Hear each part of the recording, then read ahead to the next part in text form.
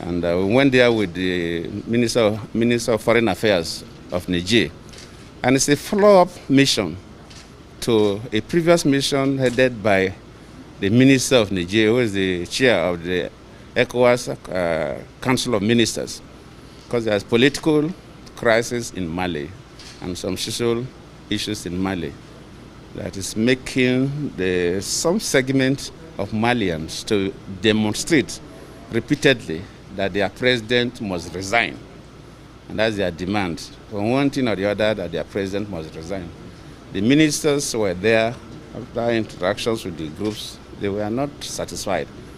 They carried out another demonstration, and this last demonstration took place on the 10th of July, that some young men were killed because they wanted to destroy government public assets. And of course, the security people intervened, and through that process, some people even died.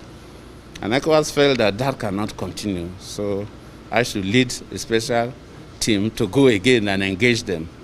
So we're there last week Wednesday. We were there. We started work that Wednesday night. The first person we had a discussion with was with the president, then the prime minister, and other interest groups. Up to Sunday, then we left Sunday late afternoon. And of course, our president, the key actor in ECOWAS, he provided the aircraft that took us there and brought us back. And the president may even go back to Mali with others. So it's only proper that when you go for such mission and you come back, you have to brief your president. So we came to brief him. Describe your mission in Mali. Well, it was good. I cannot say 100% success, because when people have crisis, it takes time. There's no magic one that you use to wave and everything will go. It takes time for people to adjust. But the key thing is that before we got there, the three arms of government, both the judiciary, the legislature, and the executive, there were issues. Because of this restiveness, the president has not set up a government. He's working with the prime minister alone. And of course, you need ministers to head major departments of government.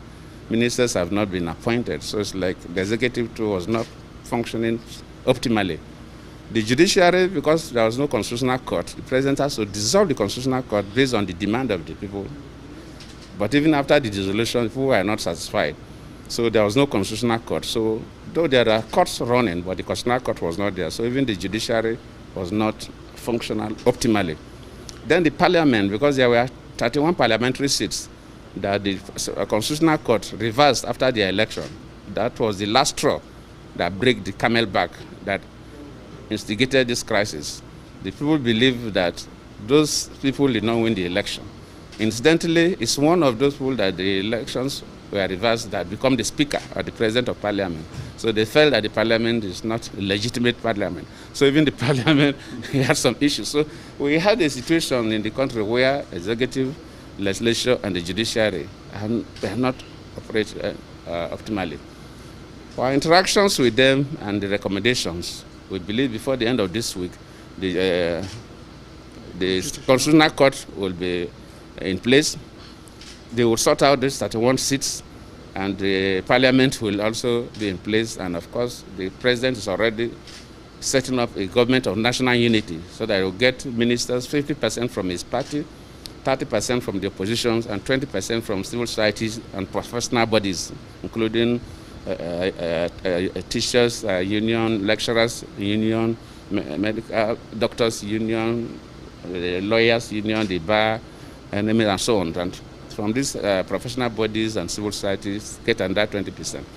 So if this three is done and the government is running, issues of demonstration and so on, we can manage. And of course has also set up a committee that will monitor the progress, and some of these gray areas will be examined. So I cannot say 100% success, because people feel the president is. Those who feel angry, not the whole country, but some group of people felt the president must leave. They are still on that, which we made it very clear that no international organization, whether ECOWAS or African Union or any arm of the UN, will support that.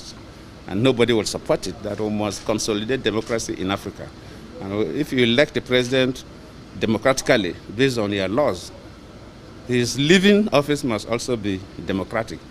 And we cannot encourage anything other than a normal democratic process. But they still hold on to that. So because of them, we can not say that 100% success. But what we have agreed with the people, and they are working on it. That framework, if it's followed, then we believe that in the next 2 weeks, this week and next week, before the end of July, in fact, we gave the end of July, these three arms of government will be functional. And when the government starts running, government will continue to deal with the situation. So finally, sir, President Buhari recently approved the naming of Itape Buhari after you. How do you feel about that? Let me use this opportunity to commend Mr. President publicly. I've already sent a letter to him appreciating that. It's a good gesture. And even completing the program is good. It shows that the president is going on with the legacy projects of previous administrations. And that is the way to go. So I sent a letter to him. I commended him verbally too, but you have asked me now, so let me also do it publicly that I appreciate it, and I thank Mr. President, the Minister of Transportation, and all others that made it possible. So, Nigeria would like to know, how will you describe your relationship with President Buhari? You've been seeing me coming to see the President. I will be seeing us having a very friendly conversation. So our relationship is okay. Thank you.